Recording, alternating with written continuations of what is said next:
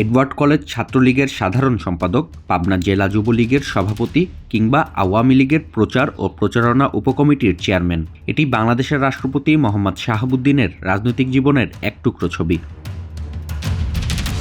দুদক commissioner হিসেবে দায়িত্ব পালনের সময় মিথ্যা জিয়া অরফানেজ ট্রাস্ট দুর্নীতি মামলায় খালেদা জিয়াকে ফাঁসানোর মূল কারিগর মোহাম্মদ শাহাবুদ্দিন।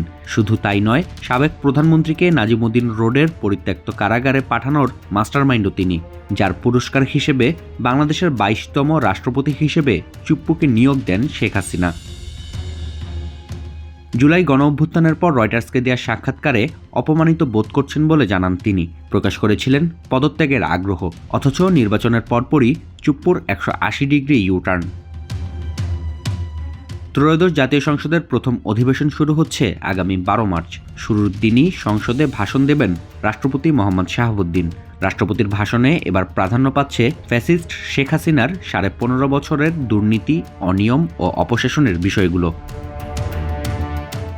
হাসিনার নির্বাচিত রাষ্ট্রপতির মুখেই উঠে আসবে ছাত্র জনতার জুলাই আন্দোলন সহ হাসিনার মানবতা বিরোধী অপরাধের বর্ণনা। পাশাপাশি বর্তমান ক্ষমতাসীন বিএনপির নির্বাচনী ইশতেহারের প্রাধান্য থাকবে রাষ্ট্রপতির ভাষণে।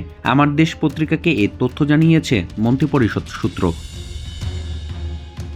প্রতি বছরের প্রথম অধিবেশনে সংসদে ভাষণ দেন রাষ্ট্রপতি। যদিও এই ভাষণ তিনি বা তার দপ্তর প্রস্তুত করেন না, বিভিন্ন মন্ত্রণালয় ও দপ্তর থেকে তথ্য সংগ্রহ করে সরকারের মন্ত্রিপরিষদ বিভাগ রাষ্ট্রপতির ভাষণ প্রস্তুত করে। পরে মন্ত্রিসভার বৈঠকে ওই ভাষণ অনুমোদন দেয়া হয়।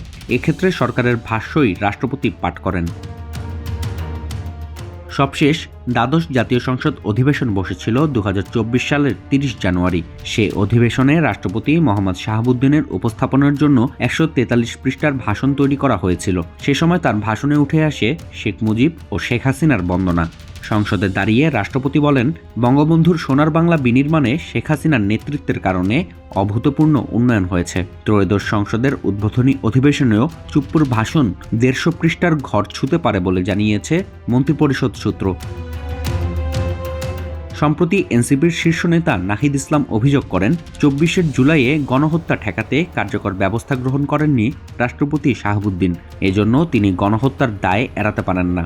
তাই সংসদের প্রথম অধিবেশনে তাকে অভিশংসন করে গণহত্যার দায়ে গ্রেপ্তার করতে বিএনপিকে আহ্বান জানান নাহিদ। গ্রেপ্তার এড়াতেই সংসদে দাঁড়িয়ে হাসিনার বিষেধাগার করার সিদ্ধান্ত নিয়েছেন রাষ্ট্রপতি, এমনটাই ধারণা নেটিজেনদের।